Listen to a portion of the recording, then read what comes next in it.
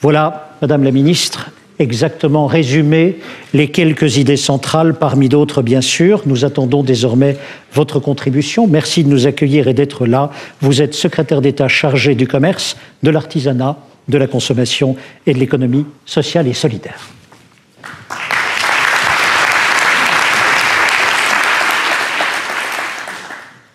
Monsieur le Président, Monsieur le délégué général, Monsieur le Président de CCI France, nous nous voyons souvent, Mesdames et Messieurs, bien sûr, vous dire que quand il m'a été présenté l'initiative de mener des assises des métiers de la fonction commerciale, j'ai de suite trouvé cette idée très intéressante parce que dans la chaîne du développement économique, je suis particulièrement convaincue qu'en effet, la fonction commerciale est un maillon essentiel. Et puis, je pense aussi que nous devons tous savoir nous mobiliser pour pouvoir préparer l'avenir. Parce que le secret du changement, pour bien réussir ce changement, c'est de concentrer toute son énergie à construire l'avenir. Alors ceci n'est pas nouveau parce que cette phrase a été prononcée il y a 26 siècles par le philosophe grec Socrate. Et en tant qu'ancien helléniste, j'ai toujours beaucoup de plaisir à démontrer toute la modernité de la civilisation grecque et donc toute son actualité aujourd'hui. C'est notre énergie collective qui peut faire de cette conférence du progrès une conférence du succès. Je tiens donc à saluer cette initiative de la Fédération de la vente directe pour ses premières assises. Elles permettent de réunir plusieurs intervenants de grande qualité. J'ai pu voir le programme qui vous a été proposé, des professionnels du commerce, les parties prenantes professionnelles et institutionnelles et les acteurs de l'emploi et de la formation. Parmi les questions qui sont posées par ces assises, il y en a une de toute première importance, comment se réinventer ?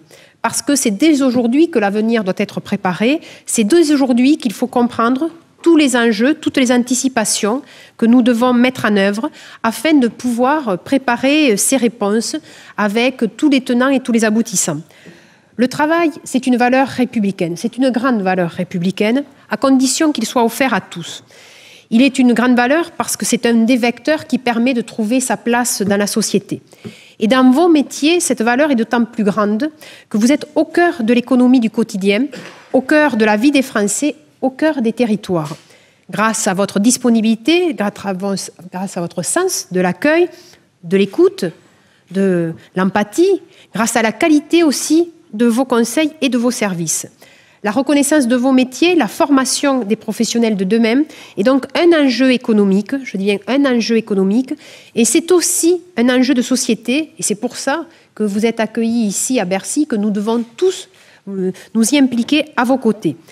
Je tiens donc à remercier la FVD qui s'engage concrètement et efficacement avec ses premières assises pour valoriser les métiers et leur développement.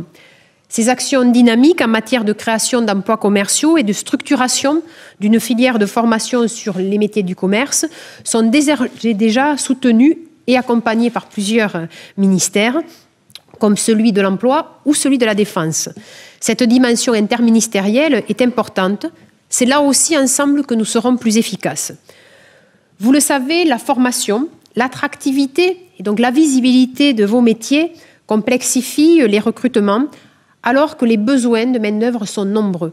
Nous devons nous mobiliser pour que tous ces postes non pourvus puissent être des créations d'emplois, puissent être déclencheurs de nouvelles vocations.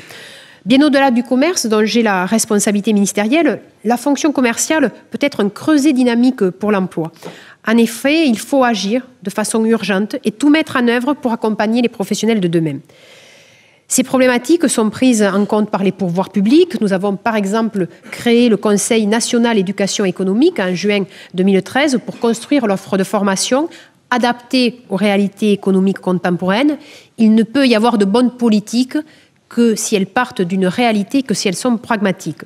Mais il y a également une commission de concertation entre les différentes formes de commerce qui va être créée de façon à ce qu'elle soit un lieu d'échange, de prospective et de proposition.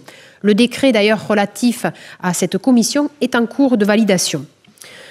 Nous devons également favoriser la coopération de toutes les parties prenantes qui permettra de dynamiser les métiers de la fonction commerciale et d'agir sur leur durabilité. Renforcer la visibilité et l'attractivité des branches et des filières est essentiel. C'est bien ce que vous avez conçu avec ces assises et c'est pour la raison que vous avez été hébergé avec enthousiasme pour cette première édition ici au ministère de l'Entreprise. Si vous le permettez, j'aimerais terminer en mettant en avant l'apprentissage. C'est une voie de l'excellence, je tiens à le rappeler. C'est une chance pour les jeunes comme pour les entreprises. Le président de la République s'est personnellement engagé sur cette question dans le cadre de la priorité qui est donnée à la jeunesse. Des mesures fortes, concrètes, ont déjà été engagées. Pour tout apprenti embauché dans les entreprises de moins de 250 salariés, c'est une prime de 1 000 €. Et pour les entreprises de moins de 11 salariés, la prime est doublée, c'est 2 000 €. Il faut aussi des mesures spécifiques pour les jeunes apprentis. Pour l'insertion sociale des jeunes apprentis en difficulté, dans des secteurs où le taux de chômage est élevé, 100 millions d'euros de fonds européens sont mobilisés, mais également 80 millions d'euros dans le cadre du programme d'investissement et d'avenir pour le logement des apprentis, car nous devons aussi faciliter cela. Nous avons également besoin de vous pour pouvoir promouvoir ces valeurs, pour pouvoir en effet aider les jeunes pour aller vers ces beaux métiers. La fonction commerciale a une fonction économique, indéniable, indispensable. Elle a aussi une fonction territoriale et sociale.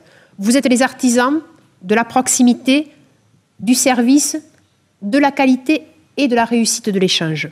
C'est en posant les bases d'un débat prospectif que nous préparerons l'avenir. Simone de Beauvoir disait que la fatalité triomphe dès lors qu'on croit en elle. Alors nous avons décidé de ne pas y croire. Nous avons décidé de nous mobiliser, nous avons décidé d'être réactifs, d'être constructifs. Et donc, je vous en remercie pour votre mobilisation. Votre participation témoigne de votre volonté sur ce sujet. Alors, mobilisons-nous tous pour anticiper les nouveaux métiers, l'impact des nouvelles technologies, les nouveaux besoins en compétences. Nous devons construire l'avenir que nous voulons. Sachez que je suis et que je serai bien sûr à vos côtés pour répondre dans ces grands défis.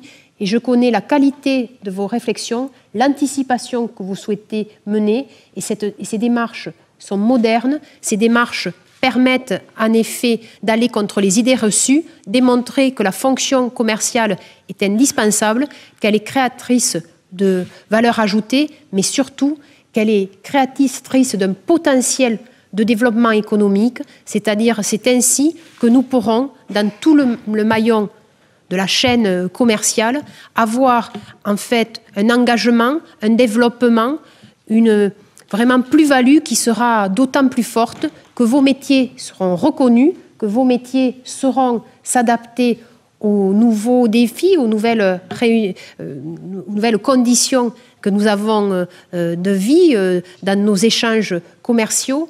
Et donc je vous remercie pour votre présence, pour votre mobilisation.